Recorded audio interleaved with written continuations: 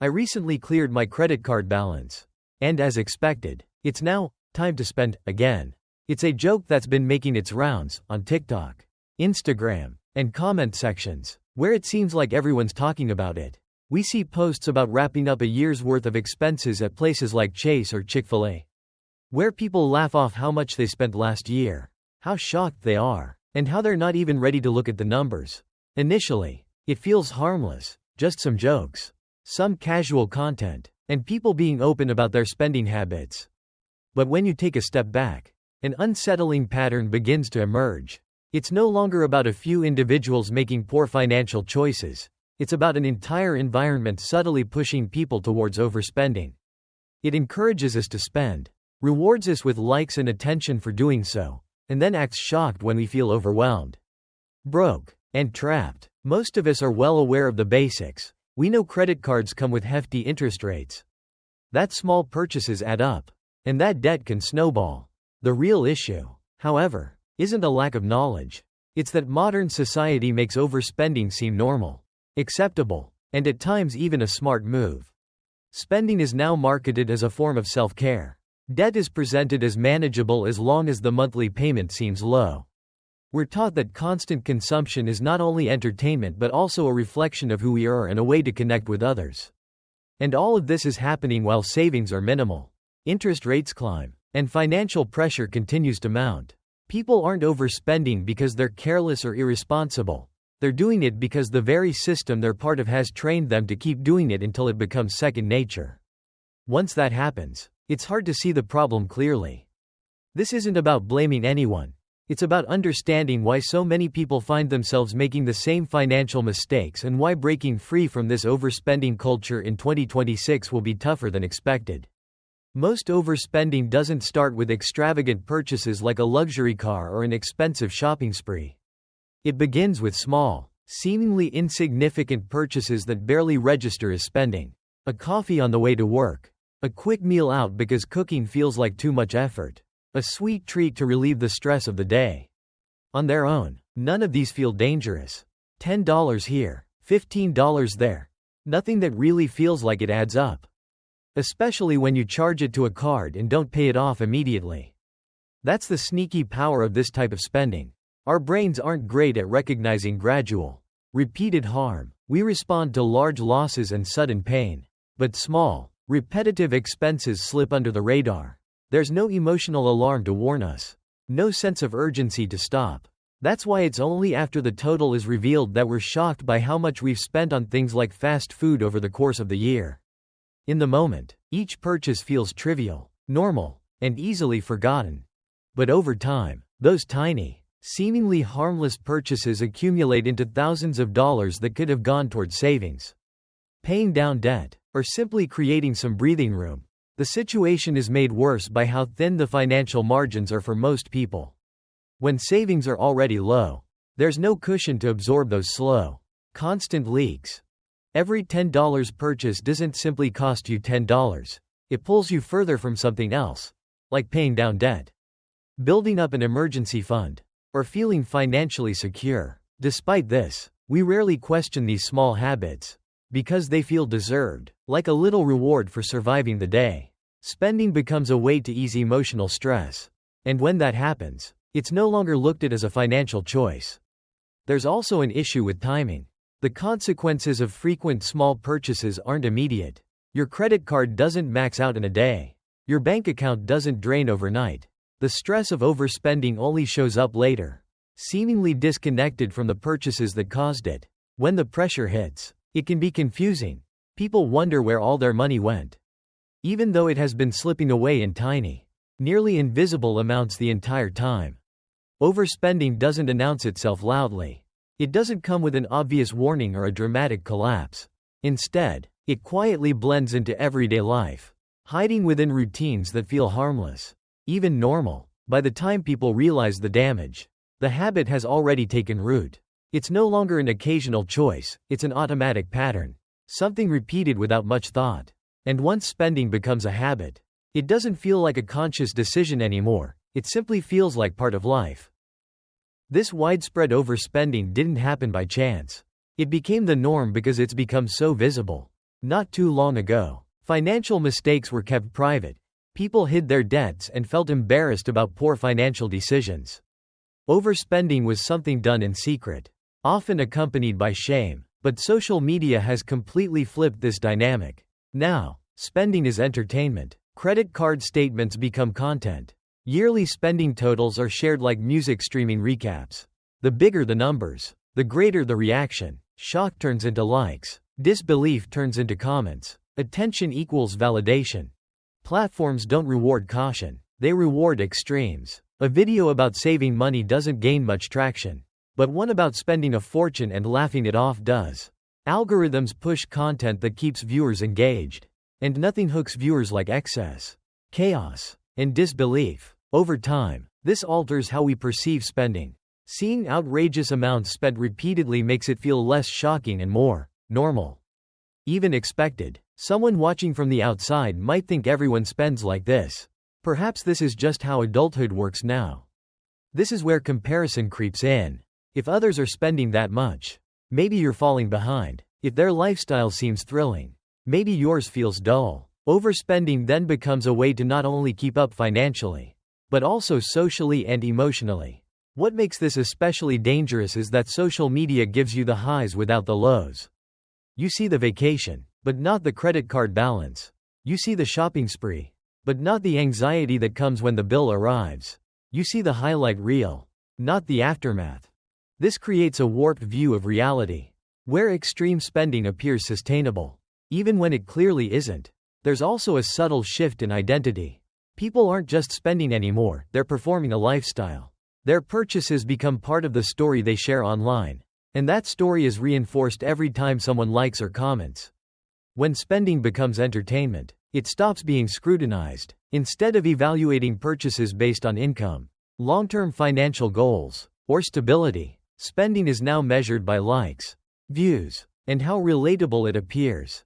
Relatability, however, is a deceptive trap. When countless comments echo, "I do this too," or "I'm exactly the same," overspending no longer feels like a problem.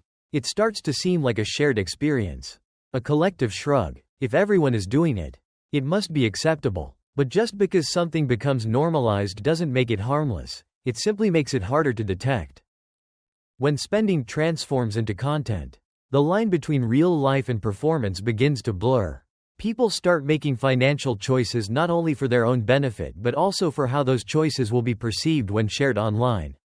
And once money decisions are influenced by an audience, logic quietly steps aside. Debt, once something that carried weight and was feared due to its immediate and obvious consequences, no longer feels so daunting. Debt used to feel like a heavy burden. It was something people feared because the consequences were direct and tangible.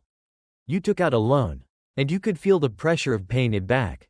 Today, however, debt is often presented in its least intimidating form, not as a lump sum, but as a manageable monthly payment. $500 a month sounds doable. $200 a month feels reasonable. When framed this way, debt stops feeling like a looming burden and starts to feel more like a subscription service. This shift in perception is no accident. When the focus is on monthly payments rather than the overall cost, the true price tag of the debt fades into the background. The interest rates become less noticeable, and the long-term impact of that debt is pushed out of sight. What matters now is whether the payment fits into this month's budget. This is how people end up making financial decisions they would never have considered if they had to confront the full cost up front. For instance, a car that costs $25 doesn't feel like a $45 commitment when it's broken into small, manageable monthly payments. A high interest rate doesn't seem as threatening when the bill arrives in predictable, bite-sized amounts. The pain of it is delayed, softened, and easy to overlook. This can be especially tempting for younger adults. Income often feels like it will grow over time, and future earnings appear more secure than they actually are. There's an assumption that everything will work itself out in the future. Even if things feel tight right now, debt starts to look like a bridge to a lifestyle that hasn't yet caught up with their current income. What gets overlooked is how unforgiving high interest rates can be. High interest can turn even small purchases into long-term financial burdens. The longer the debt lingers, the more expensive it becomes. And because the damage occurs gradually, it rarely triggers an immediate change in behavior. The illusion of affordability keeps people locked into their payments. As long as the monthly payment clears, everything seems fine. The warning signs only appear when something unexpected happens, perhaps a job loss, an unforeseen medical bill, or a rise in other living expenses. Suddenly, what once felt like manageable payments become overwhelming. By then, the options for relief are limited. Selling the asset often doesn't fully erase the debt. Refinancing isn't always available. The debt feels deeper than anticipated because it was never fully visible to begin with. Debt without immediate consequences is dangerous because it removes the sense of urgency. It encourages people to commit to future obligations without truly understanding the long-term cost. By the time the pain surfaces, the decision has already been made. The contract is already signed. The consequences of overspending are tangible, and reversing it is much harder than simply saying, yes, in the moment. Often, overspending doesn't even feel reckless. It can seem quite logical. Promotions, employee discounts, and buy now, pay later offers are marketed as ways to save money, when in fact, they often encourage people to spend more. Discounts, such as 50% off or exclusive access, make it seem like you're being smart with your money. But buying something you didn't need to begin with, even at a discount, doesn't actually improve your financial situation. Discounts alter our behavior. They don't just lower prices, they create a sense of urgency that pushes people to purchase sooner. Buy more, or buy things they may have otherwise passed on. The immediate appeal of a good deal can overshadow the more important question of whether the item is truly necessary in your life. Employee discounts work similarly. What feels like a perk can easily turn into an excuse to spend more. When things are cheaper than usual, it can feel responsible to buy, as if you're getting a benefit. But over time, this mentality can lead to spending far more than someone without those perks might. Buy now, pay later amplifies this by separating the purchase from the actual payment. The emotional impact of spending is lessened when the financial consequences are postponed. The cost of an item becomes abstract, almost hypothetical, even though the debt is very real. Breaking a purchase into smaller, future payments makes it feel lighter, but it doesn't make it any easier to handle. These smaller payments add up over time, quietly claiming chunks of future paychecks before they even arrive. What starts as a simple convenience turns into a burden, crowding your financial space. Additionally, these tools eliminate the natural pause that once existed before making a purchase. When you had to pay up front, there was hesitation. You thought twice, and that pause acted as a protective barrier. Now, buying something is almost instantaneous. This shift encourages a dangerous way of thinking. Instead of asking, "Can I afford this?" the question becomes, "Can I handle the payment?" This distinction is important. The former considers your overall financial health, while the latter only takes into account the short-term cost. The most convincing type of overspending is the one that feels smart. It seems rational and optimized, like you're getting the best deal. In reality, the system is simply designed to make saying yes easier and more frequent. The more you use these financial tools, the harder it becomes to remember the true cost of spending. Money no longer feels finite, and future income starts to feel as though it's already been allocated. When your future earnings are mentally spent, even small, unexpected expenses can trigger financial anxiety. Overspending doesn't always stem from impulse. Sometimes, it's driven by tools that make spending feel safe, controlled, and even justified. This is why it can be so hard to spot. At some point, spending shifted from being a form of enjoyment to a form of relief.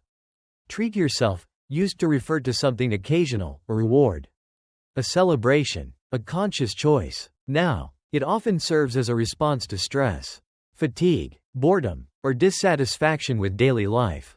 After a difficult day, buying something may feel like an easier option than processing the emotions of the day. A cup of coffee becomes a way to get through the workday. And an online shopping spree is a distraction from anxiety. Spending attempts to fill emotional voids, but those voids never stay filled for long. This is where overspending evolves into a coping mechanism. The brain quickly picks up the pattern, stress builds, spending follows, dopamine is released, and a temporary sense of relief washes over. For a brief moment, everything feels lighter, but as the relief fades, the cycle resets quietly, ready to repeat. What makes this cycle so challenging is that it often feels justified. People are exhausted, work is overwhelming, and life can feel financially crushing. Spending, in these moments, can appear to be one of the few things still within personal control.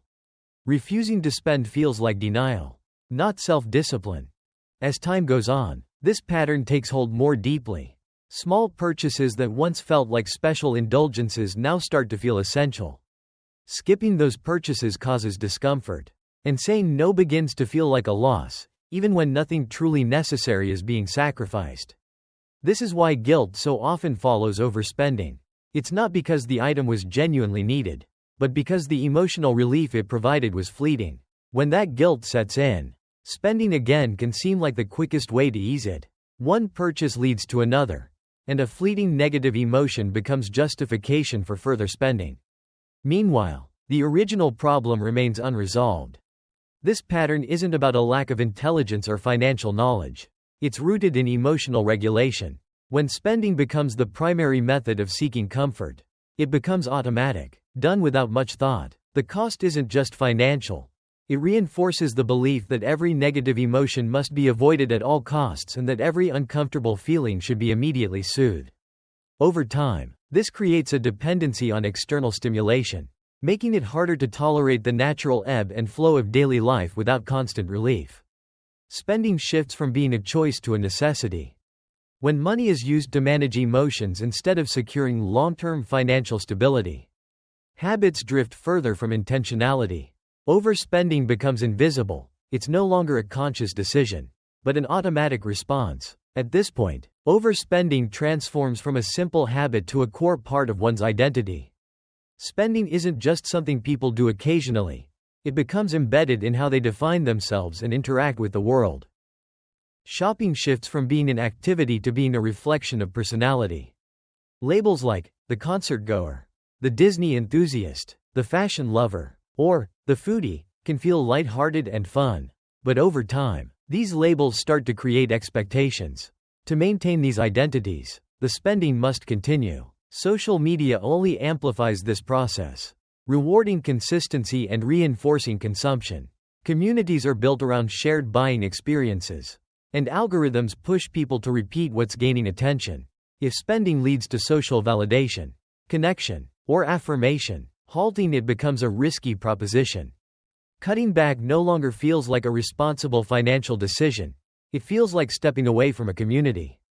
Becoming less interesting, less relatable, or less visible. This is why overspending often persists. Even when individuals know it's harming them, walking away from spending means confronting the question of who they are without it. That question can feel deeply unsettling, particularly when other aspects of life feel unstable or unfulfilling. Spending also becomes a way of signaling progress or success. New purchases create the illusion of moving forward, even if it's only a temporary fix. New experiences are often equated with personal growth, and acquiring new things feels like confirmation that life is progressing well, even when the financial reality says otherwise. And when career, income, or personal fulfillment feel unstable, consumption offers something tangible. It provides immediate satisfaction. It's measurable, and it's visible to others. That visibility is what gives it power. Over time, the cycle reinforces itself. Spending leads to external validation, which strengthens the identity, and the identity demands more spending. Breaking free from this cycle begins to feel like losing momentum, rather than gaining control over your life. This is where traditional financial advice often falls short. Budgets and rules focus on changing behavior, but they seldom address the underlying reasons behind that behavior. Telling someone to stop spending without helping them find a different way to derive self-worth creates a void. And people rarely leave a void unfilled. Instead of halting their spending, they rationalize it, justify it, and normalize the pressure. The spending continues, while the stress subtly integrates into everyday life. At this point, overspending is no longer driven purely by impulse or emotion. It's fueled by fear. Fear of feeling disconnected, fear of losing social status, and fear of confronting the uncomfortable question of what truly brings satisfaction without constant consumption. Breaking free from this cycle of identity-based spending requires redefining what holds value. It's about finding fulfillment that isn't tied to what can be bought, displayed, or updated every month. It's about building a sense of self that isn't dependent on material possessions. This is not easy work. It's time-consuming and often uncomfortable. But without making that shift, no amount of financial discipline will suffice. Because changing a habit is far easier than changing the core of how you see yourself. When overspending becomes part of your identity, the stakes are much higher. It's no longer just about money slipping through a budget. It's about the stories people tell themselves regarding who they are and what their life should look like. That's why breaking free from overspending culture is so challenging. It's not about logic, it's about a need for belonging, comfort, and self-image. In 2026, the tension will only intensify. Interest rates are high, savings are low, and the cost of small financial missteps is greater than ever. Habits that once seemed manageable now come with real consequences. This doesn't mean people have to give up the enjoyment or experiences that make life meaningful. What it does mean is learning to separate fulfillment from the endless cycle of consumption. Because when spending becomes the foundation of your identity, financial stress becomes a permanent fixture in your life. And the longer that connection goes unchecked, the more costly it becomes to undo. The real question isn't whether this pattern exists, it's how deeply it has taken root in our lives.